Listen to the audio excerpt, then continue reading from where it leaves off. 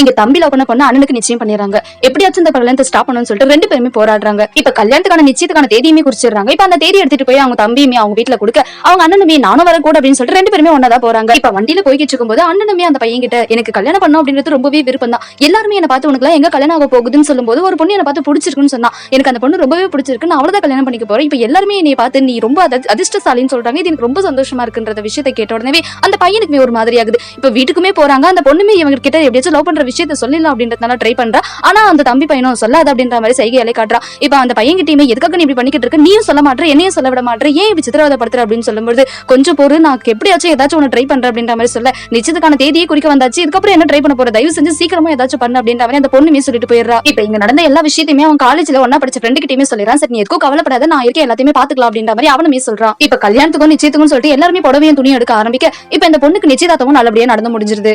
இப்ப மறுநாள் இவன் சோகமா தனியா உட்காந்துக்கிட்டு இருக்கும்போது நீ எதுக்கும் கவலைப்படாத, இன்னும் கல்யாணம் ஆகல, நிச்சயத்தை மட்டும் தான் முடிஞ்சிருக்கு அவங்க ஃப்ரெண்டு சொல்ல, நிச்சயமே ஆல்மோஸ்ட் முடிஞ்சிருச்சு, இன்னும் கல்யாணத்துக்கு எவ்வளவு நாள் இருக்கு, ஏன் இப்படி பண்ற அப்படின்ற மாதிரி அவனும் பேசிக்கிட்டு இருக்கு. அந்த நேரம் அந்த பொண்ணுமே கால் பண்றா, பஸ் ஸ்டாண்டுக்கு வா அப்படின்னு சொல்லிட்டு. இப்ப இவனுமே பஸ் ஸ்டாண்ட் போறான். தயவு செஞ்சு இங்க இருந்து எங்கேயாச்சும் கூட்டிட்டு போயிட்டு நம்ம ரெண்டு பேரும் ஓடி போயிடலாம் இப்படி அப்படின்னு சொல்லும்போது, உனக்கு என்ன அறிவு இருக்கா இல்லையா, இந்த நேரம் நம்ம ரெண்டு பேரும் ஓடி போனோம்னா அண்ணோட பொண்ணு தம்பி இழுத்துட்டு போன மாதிரி ஊரே தப்பா பேசும், என்னோட அப்பாவும் அம்மாவும் என்ன பண்ணுவாங்க, என்னோட அண்ணன் என்ன நினைப்பா அப்படின்ற மாதிரி சொல்லி கேட்க, இப்ப இந்த பொண்ணுமே அவங்க மட்டும் தான் உனக்கு இருக்காங்களா, நான் இல்லையா அப்படின்னு சொல்லி கேட்டா, தயவு செஞ்சு கொஞ்சம் பொறு, இன்னும் கல்யாணத்துக்கான நாள் வரல, அதுக்குள்ள ஏதாச்சும் பண்ற அப்படின்ற மாதிரி சொல்ல, ஒருவேளை உன்னால எதுவுமே பண்ண முடியலன்னா அப்ப நான் என்ன பண்றது அப்படின்னு சொல்லி அந்த பொண்ணுமே கேட்டா, என்னோட அண்ணனே கல்யாணம் பண்ணிக்கோ அப்படின்ற மாதிரி அவனுமே சொல்லிடுறான். இதனால அந்த பொண்ணுமே கோபப்பட்டு இதுக்கப்புறம் என் மூஞ்சிலே முடிக்காது அப்படின்ற மாதிரி அங்க இருந்து அவளுமே போயிடுறா.